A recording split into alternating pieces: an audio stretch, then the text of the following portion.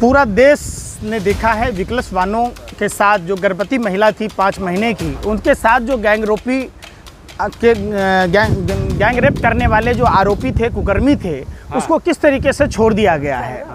दूसरी बात, प्रधानमंत्री जी महिला सुरक्षा की बात करते हैं तो बिल्कुल अच्छा नहीं लगता है। ठीक वैसे ही लगता है जैसे बगुले ने कहा कि मैं मछली नहीं खाऊंगा, बाघ ने कहा कि मैं खून नहीं पीऊंगा, बिल्ली ने कहा दूध नहीं पीऊंगा। ऐसे ही प्रधानमंत्री जी की बातें हैं।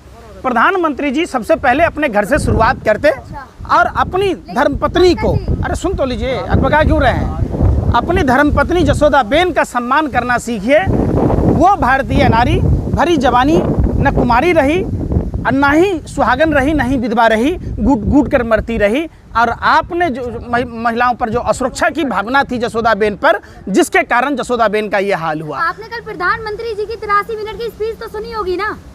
प्रधानमंत्री जी का ये स्पीच कोई नया नहीं है। प्रधानमंत्री जी विगत 8 वर्षों से लगातार सिर्फ गांव-गांव घूमकर नहीं, गली-गली घूमकर नहीं, पूरे लाल किला के प्राचीर से भी लगातार झूठ बोल रहे थे। आप लोगों ने पिछले साल की बात सुनी होगी, प्रधानमंत्री के उन स्पीचों को भी सुना होगा, 5 प्रण सुने होंगे, जो प्रधानमंत्री जी ने कहा था कि 2022 में हर सर पर पक्का छत होगा, हर आदमी को घर मिलेगा, हर घर में नल होगा, हर नल में जल होगा, हर घर में LED होगा, हर घर में रसोई गैस होगा। तो क्या गुजरात में ये सब मिला? लेकिन 5 गुजराती देश है कि भारत देश है? गुजरात भारत का एक राज्य है, समझिए। आप गुजरात पर चले जाते हैं बार बार। लेकिन पंकज जी, कल मोदी जी ने कहा तो भ्रष्टाचार अब खत्म होगा। 5 प्राण लेने को कहा, कल 5 प्राण लेने को कहा। ये पहली बार कहा उन्होंने? नहीं, पूछ रहे। अरे कितने साल से 5 प्रण ले रहे? एक भी प्रण बताइए सही किया? 7 प्रण लिए थे तो वो सही नहीं किए। अग्नि के 7 फेरे लिए, जिस महिला के मांग में सिंदूर भरी, जिस अग्नि के 7 फेरे लगाकर 7 वचन, 7 जन्म जीने मरने की कसम खाई, 1 जन्म नहीं जी पाए, साथ में उनको छोड़ दिया। आप उस पर नहीं बात कर रहे।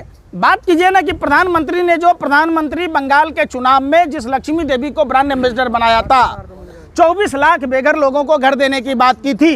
प्रधानमंत्री जी ने जिस लक्ष्मी देवी के साथ फ्रॉड और चीटिंग की, अच्छा, उस उस लक्ष्मी देवी को आज तक मकान मिला क्या? प्रधानमंत्री के स्पीच में महंगाई का मौ नहीं बोल पाए प्रधानमंत्री जी, भ्रष्टाचार का भाव नहीं बोल पाए, बेरोजगारी पर कुछ बोल पाए क्या, शिक्षा पर? कल महिलाओं के लिए भावुक हो गए। अब 400 का सिलेंडर 200 में मिलेगा? अरे भाई पूछ रहे, रावण ने जिस तरीके से भगवा वस्त्र पहनकर माँ सीता का अपहरण किया, रावण अगर भगवा वस्त्र नहीं पहनता तो माँ सीता का अपहरण कर पाता? अरे सुन तो लीजिए, फिर सुन रहे। प्रधानमंत्री के पास इतने शब्द हैं कि नित्य नए प्रयोग करते हैं, हर साल प्रयोग करते हैं।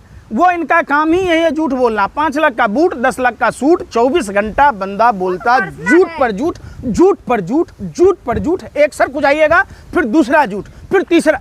प्रधानमंत्री ने क्या कहा था जब कोडरमा गए? अब रख जैसा चेहरा चमकेगा, अब वहाँ ढिबरा चुनने पर प्रतिबंध है, लोगों के आजीविका पर खतरा है। बिहार गए, कितना दूं? 1,25,000 करोड़ तक का लगाए, 2 करोड़। अरे चिंतन शिविर के लिए सरकार, बाकी दिन का 2 डिप्टी CM बैठ के क्या वहाँ तथैया नाच रहे थे आप? अरे सुन तो लो यार, सुनो नेता, सुनो। अरे सुनो, सवाल सुनो पहले। बेरोजगारी पर 2 करोड़ युवाओं को रोजगार देने की बात थी।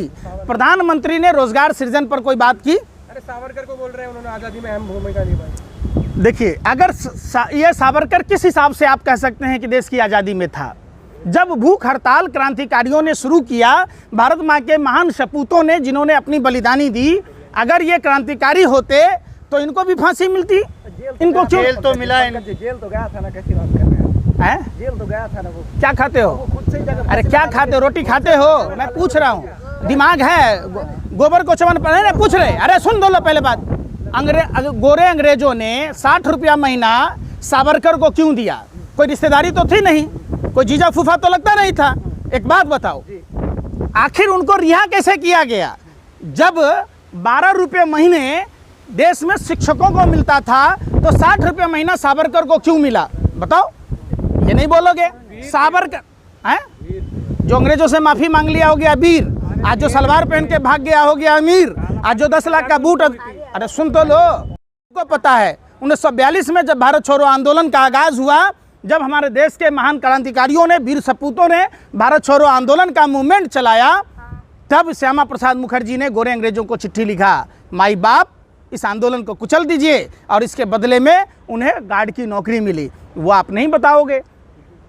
काला जादू चल रहा है, काला जादू प्रधानमंत्री जी कह रहे हैं। प्रधानमंत्री काला धागा बांधते हैं, पैर में बांधते हैं, प्रधानमंत्री जी काला कपड़ा पहनकर गंगा में डुबकी ले रहे, तो ये सब काला जादू उन्हीं को मुबारक हो। जो आदमी ज़िंदगी में अपने कर्मों पर विश्वास नहीं करता, जो आदमी निकम्मा होता है, निठल्ला होता है, ये इन जादुओं की बात कहता है। ये कौन सा जादू है?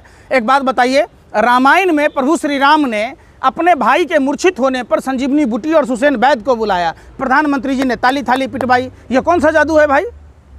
काला कपड़ा पहनकर माँ गंगा में डुबकी ले रहे थे, कौन सा जादू है ये? इज्जत दे रहे थे ना वो। अच्छा, उसे इज्जत हो जाए? अरे बेशर्मो, मैं क्या कह रहा हूँ सुन तो लो। ताली थाली बजाने से बीमारी दूर होगी क्या? और ये इज्जत होता है क्या? ये इज्जत अगर देना होता प्रधानमंत्री को, तो जो सर्जिकल सामग्रियां बाहर के देशों को बेचते रहे वो नहीं बेचते, वो अपने देश के सुरक्षा प्रहरियों के लिए, डॉक्टरों के लिए, नर्सों के लिए और देश की आम जनता के लिए बचा कर रखते।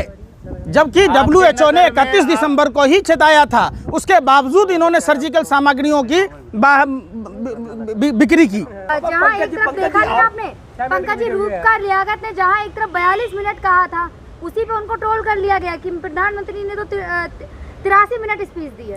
निश्चित तौर पर रूबिका लियाकत जिस तरीके से बिहार का अपमान भी की, देश का अपमान करती है, ये गलत खबरें दिखाती है, वो प्रोपेगेंडा फिक्स होता है। रूबिका लियाकत ये समझो कि भाजपा का एजेंडा चलाती है।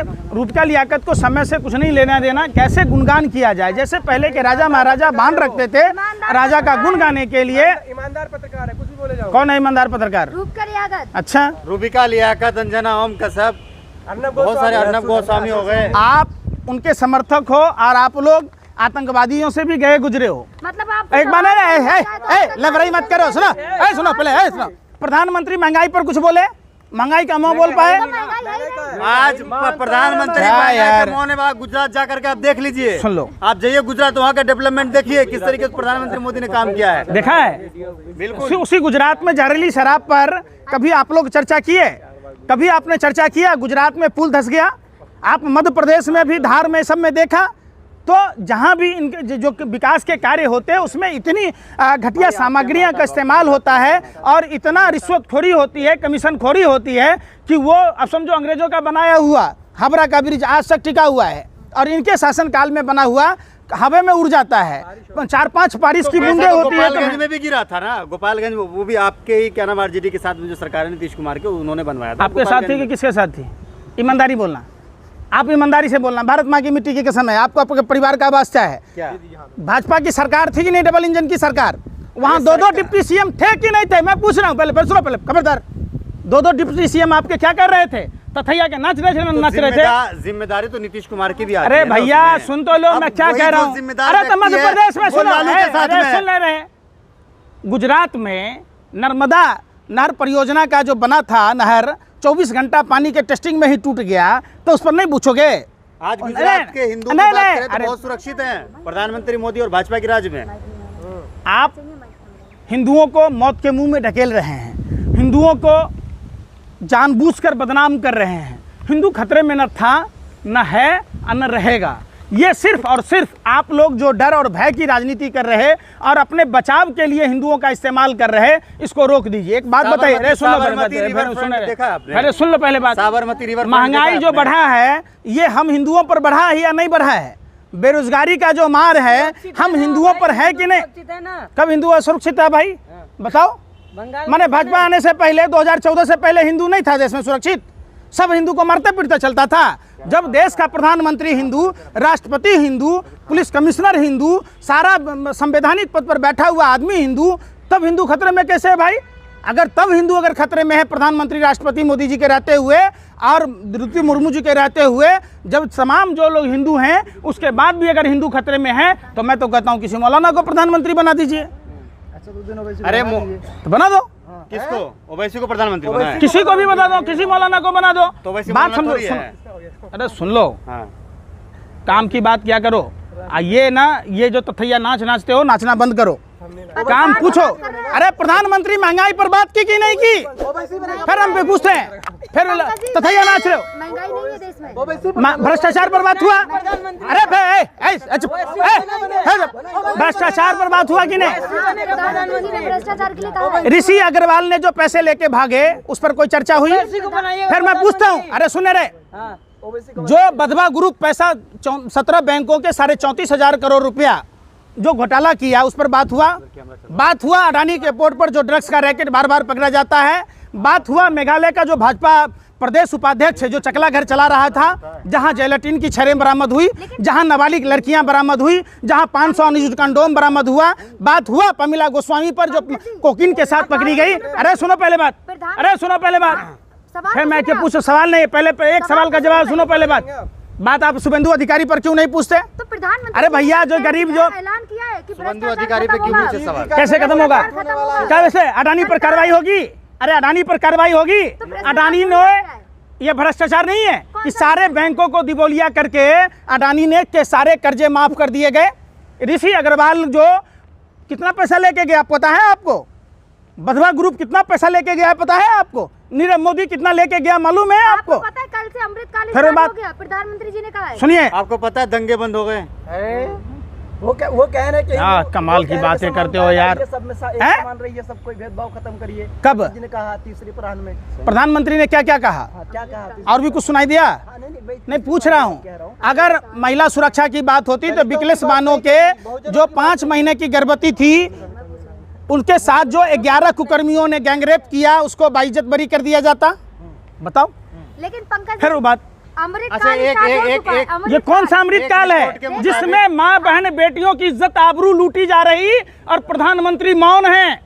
प्रधानमंत्री मौन है कि भाजपा का नेता नाबालिग लड़कियों से चकला घर चलाता है, देह व्यापार का धंधा करता है। प्रधानमंत्री चुप और मौन है। प्रधानमंत्री उस समय भी चुप और मौन थे जब हाथरस में कांड हुआ। प्रधानमंत्री उस समय भी चुप थे जब सफदरजंग अस्पताल में मातृशक्ति ने खुले आसमान के नीचे बच्चों को जन्म दिया। ये कौन सा अमृतकाल है जहां ये दरिंदगी हो रहा है? मोदी जी का है तो इसको विषकाल कहेंगे कि अमृतकाल कहेंगे? अमृतकाल। देखिए जहां हमारे देश की बहन बेटियां सुरक्षित नहीं है और भाजपा के नेता चकला घर चलाते हुए रहते हैं तब उस पर कोई बात नहीं होती है। ये अमृतकाल है या विषकाल है?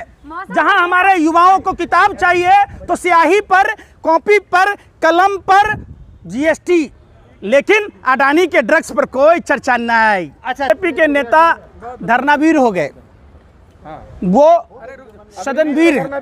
हाँ, धरना उनको करना चाहिए महंगाई पर, धरना करना चाहिए बेरोजगारी पर।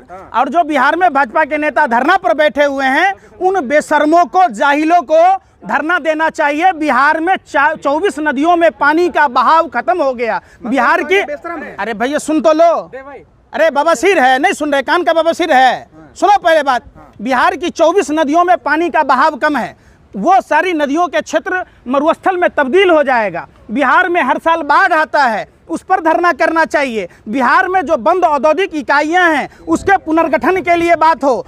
पटना को केंद्रीय विश्वविद्यालय बनाने के लिए धरना ये धरना देते बिहार को स्पेशल राज्य के लिए, तब ना समझ में आता। ये धरना दे रहे। शहनवाज जी कह रहे हैं जब मैं मंत्री था तो फ्लाइट में उतरने के साथ ही पूर्व मंत्री बन गया। कैसे काम ट्रोल करेंगे? हो रहा है। कैसे काम करेंगे? ये सुनो, ये लोग सब पूर्व में हो जाएंगे। अभी जो भारत में इन लोगों ने जो कुकर्म किया है, जो देश को गर्त में ढकेला है, देश की जनता का हाल बेहाल है। और जनता अब आने वाली चुनावों में इनका सजा देगा।